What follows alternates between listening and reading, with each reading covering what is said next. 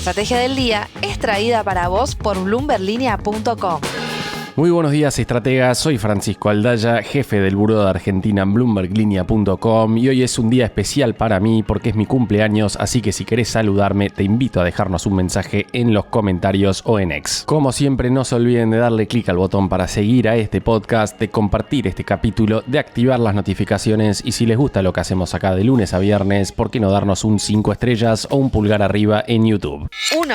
Volvió a aparecer ayer un tema del que hablamos bastante antes de las elecciones de medio término de octubre, la suba de las tasas de corto plazo. Tanto la caución como las tasas interbancarias vienen ajustando al alza desde hace aproximadamente una semana en un contexto donde la inflación muestra cierta resistencia a seguir bajando. Ayer, por lo pronto, la caución a un día llegó a tocar 150%, aunque durante la rueda el promedio operado fue de aproximadamente 33%. En ese marco, desde el broker NEX sacaron un informe por la mañana antes de que sucediera esta nueva disparada en el que marcaron que con una inflación con resistencia a la baja era de esperar que las tasas mensuales no bajaran del 2% efectivo mensual. Eso al menos no en lo inmediato. El movimiento reciente en las tasas se explica principalmente por factores estacionales vinculados a la demanda de pesos de fin de año y comienzos de enero, y en menor medida por la expectativa sobre cómo será el sesgo de la política monetaria a partir del arranque del nuevo año. En el broker escribieron que si bien el Banco Central no modificó la tasa de sus operaciones de simultáneas, la caución pasó de operar en un rango de 19,5 a 21,5% a niveles superiores al 25%, mientras que las LECAPs más cortas ya rinden por encima de la tasa de simultáneas. En ese sentido, si el Banco Central comienza a intervenir activamente en el tramo corto de la curva de pesos, eso implicaría una señal de política monetaria más contractiva. El objetivo sería evitar que con la estacionalidad típica de enero y una inflación tosuda, las tasas reales se vuelvan aún más negativas, algo que la autoridad monetaria difícilmente esté dispuesta a convalidar. En este escenario que marcó NEX, una caución en torno al 25 a 26% y LECAPs cortas rindiendo entre 2,2 y 2,3% mensual aparece como un equilibrio razonable que además le permitiría al Banco Central avanzar con mayor comodidad en su estrategia de acumulación de reservas. Lo cierto es que en los últimos días se evidenció la falta de pesos en las tasas de interés y por el momento el gobierno no reaccionó de forma contundente, posiblemente cómodo con esas tasas para quitar presión adicional sobre el dólar. Y la acumulación sigue siendo justamente el tema principal para el mercado, que ya empieza a descontar que para los pagos de enero el gobierno finalmente acudirá a un repo con bancos internacionales para sumar los aproximadamente 2.000 millones de dólares que faltan. 2. La confianza en el gobierno de Javier Milei se dio en el margen en el último mes de este 2025 electoral. El índice de confianza en el gobierno que mide Poliarquía Consultores para la Ditela retrocedió en diciembre 0,1% respecto del mes anterior y finaliza el 2025 en 2,46 puntos en una escala de 0 a 5. Ese nivel está 5,74% por debajo del pico que alcanzó este año, pero 26,8% por encima del piso al que cayó en la antesala electoral. Después de un marcado aumento del 17,5% que registró en noviembre, desde la Ditela señalaron que el ICG se mantuvo prácticamente estable en diciembre, imitando el patrón de variaciones acotadas que se había registrado en el mismo mes del año anterior. Durante el 2025, el índice se movió dentro de un rango relativamente acotado, con un máximo de 2,61 en enero y un mínimo de 1,94 en septiembre. De esa forma, no quedó exento de la volatilidad que rodeó a la Argentina en este año electoral. La confianza en el gobierno había sufrido bajas en febrero, por ejemplo, con el escándalo de la criptomoneda Libra, las idas y vueltas con las leyes de financiamiento universitario y emergencia en discapacidad, el turbulento desarme de las LEFI en julio y la derrota electoral en la provincia de Buenos Aires en septiembre. Pero también reaccionó positivamente a la flexibilización del cepo y del contundente respaldo que obtuvo Milei en las urnas el 26 de octubre. Desde el broker Facimex Valores resaltaron que el índice se ubica en niveles muy elevados. Si miramos el ICG en el mes 25 de mandato de las últimas 6 presidencias, la confianza en el gobierno de Milei es la más alta de todas y se trata de la administración con la menor menor caída de confianza desde su primera medición. Y no menor, su promedio sigue por arriba de todos los gobiernos desde Cristina Kirchner, la única excepción en la serie Néstor Kirchner entre 2003 y 2007.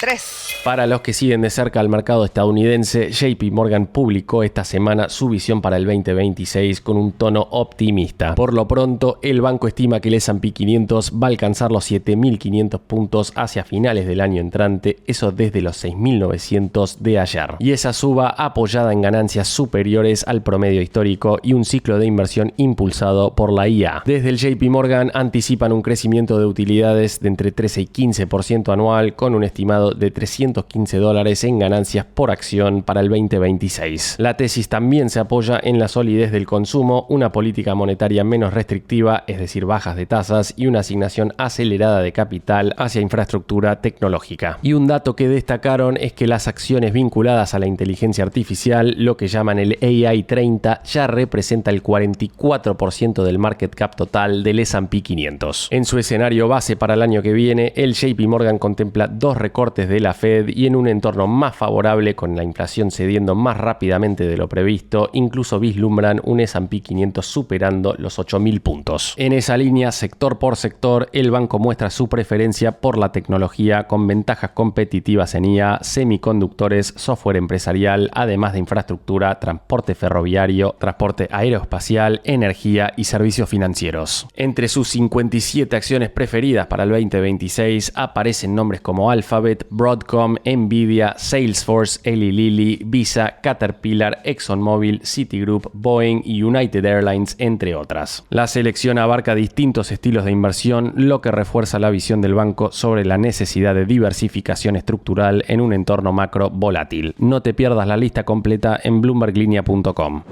Antes de pasar a la frase del día, veamos rápidamente cómo van a abrir hoy los mercados. El S&P Merval cerró ayer con una caída del 0,4%. Fue una jornada mixta para las acciones argentinas en Wall Street, con subas de más de 4% para Cresud y caídas de hasta 3% para Bioceres y Edenor. Los bonos en dólares operaron con subas de hasta 0,6%. El dólar blue cerró en 1.530 pesos, el MEP en 1.486 y el contado con liqui en 1.527. El mayorista quedó en 1.450 y el minorista en 1.475. En cuanto a tasas, el Boncap a febrero quedó en 40% anual y la caución a un día en 31%, reflejando esa suba que mencionábamos al principio. El riesgo país, por su parte, quedó en 571 puntos básicos.